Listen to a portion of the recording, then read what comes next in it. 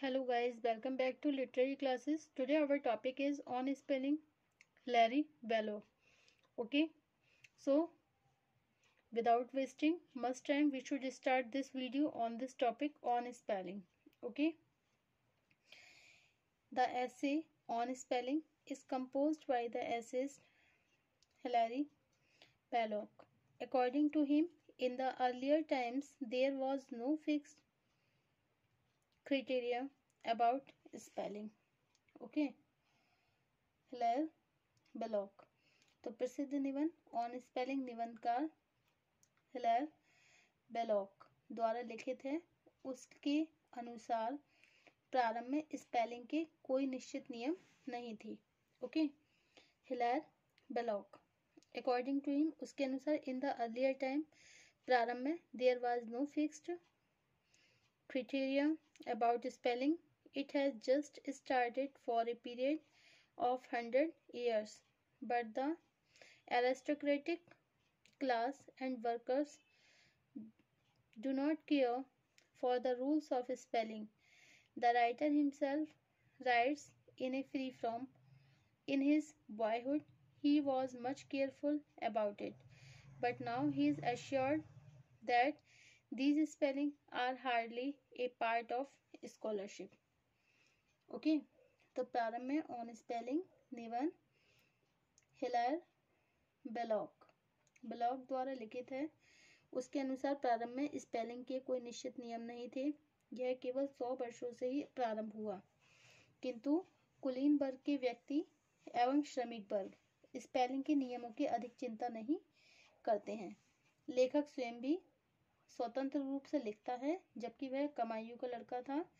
वह स्पेलिंग की बहुत चिंता करता था, किंतु अब उसे पूर्ण विश्वास है कि स्पेलिंग को मुश्किल से ही विद्वता का एक हिस्सा माना जा सकता है। Okay, hardly a part of the scholarship. The essayist discusses about the conclusion created by the spelling with minor differences just as effect and effect. Hilaire find no logic in following the spelling. Okay, लेखक बात करता है उस संशय की जो कि spelling में हल्के से अंतर के कारण उत्पन्न होती है। उदाहरण इफेक्ट एवं अफेक्ट. इफेक्ट एवं अफेक्ट. आई स्पेलिंग का अनुकरण करने में लेखक का कोई तर्क नहीं आता है. ओके, मतलब लेखक का कोई भी तर्क नहीं आता है, इसमें कोई तर्क नहीं करता है. एक व्यक्ति आलस या आदत के कारण स्पेलिंग का अनुकरण करता है. एक व्यक्ति आलस के कारण,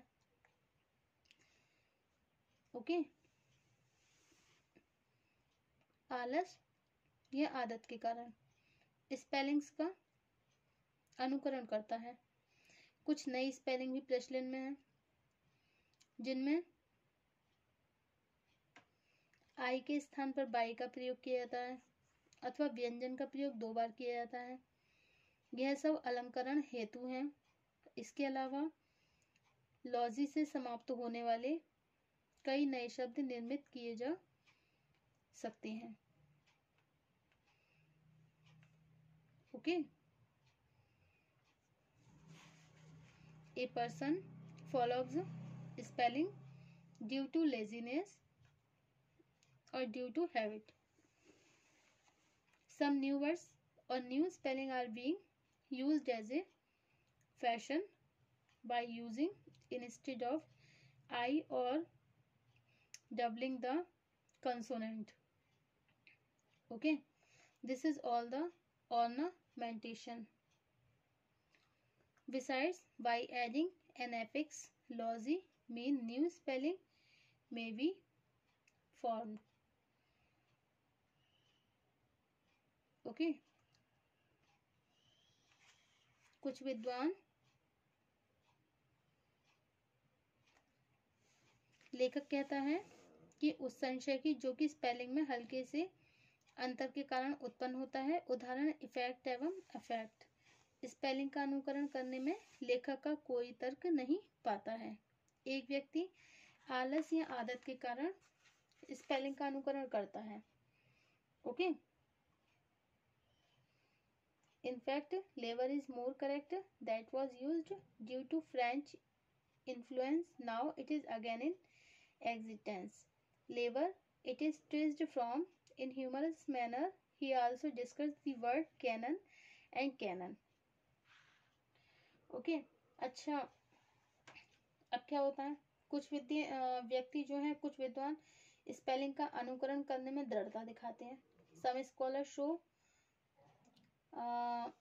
rigidity in following spelling but writer does not agree with them. तो कुछ इसमें दृढ़ता दिखाते हैं किंतु लेखक उनसे सहमत नहीं है। For example, traditionally labour was in use but new generation is using labor. In fact labor is more correct, that was used due to the French influence and now it is again in existence. Labor is its twisted from, in humorous manner he also discusses the words canon and canon. According to him there is a minor differences of letter and but no doubt meaning are quite different. तो कुछ विद्वान spelling का अनुकरण करने में दृढ़ता दिखाते हैं किंतु लेखक उनसे सहमत नहीं है। उदाहरण, परंपरागत रूप से लेबर प्रचलन में था किंतु नई पीढ़ी लेबर का प्रयोग कर रही है। वास्तव में लेबर अधिक उपयुक्त है जो कि फ्रेंच भाषा के निकट है। लेबर उसी का रूपांतरित रूप है। हास्यपूर्ण ढंग से वह कैनन एवं कैनन शब्दों पर भी विचार विमर्श करता है। ओके,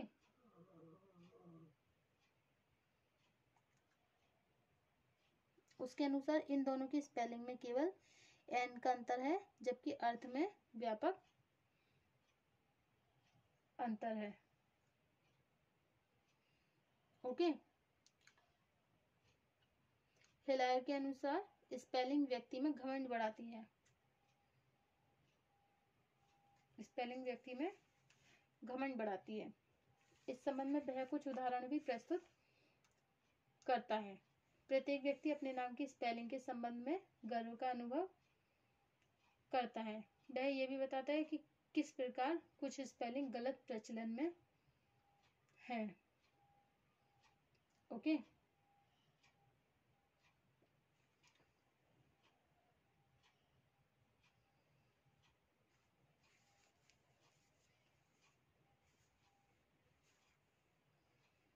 तो according to Hilaire, spelling increase the pride in a person.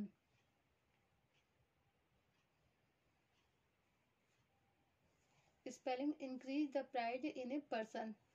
In this regard, he also present the example of using spelling in a quite different way. Every person feels proud as far as the spelling of his name is concerned. He also tells how some spelling are being used wrongly without any care. Okay, Hilaire के अनुसार spelling व्यक्ति में घमंड बढ़ाती है। Hilaire spelling increase the pride in a person, एक व्यक्ति में घमंड बढ़ाती है। In this regard he also present the example. Okay, in this regard he also present the example of using spelling in a quite different way. इस संबंध में वह कुछ उदाहरण भी प्रस्तुत करता है कि प्रत्येक व्यक्ति अपने नाम की स्पेलिंग के संबंध में using spelling in quite different way, every person feels proud, कि प्रत्येक व्यक्ति घमंड भी महसूस करता है। Okay, feels proud as far as the spelling of his name is concern, मतलब उसके नाम की जो स्पेलिंग होती है उसमें वो घमंड का महसूस, प्राउड फील करता है, घमंड महसूस करता है। He also tells how some spelling are being used wrongly without any care, और क्या कहता है, यह भी बताता है कि कुछ स्पेलिंग गलत ही प्रचलन में है। Okay, so some scholars show in the following spelling show rigidity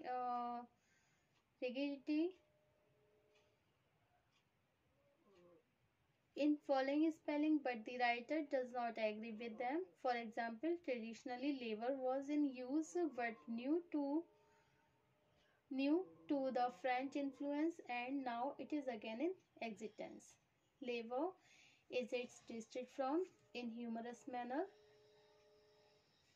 He also discuss the words. He also discuss the word. Okay, canon and canon. Okay, canon, the canon. According to him, there is a minor difference of letter N, but no doubt meaning are quite different.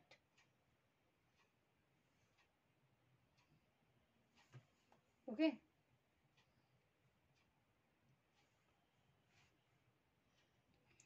Some scholar says that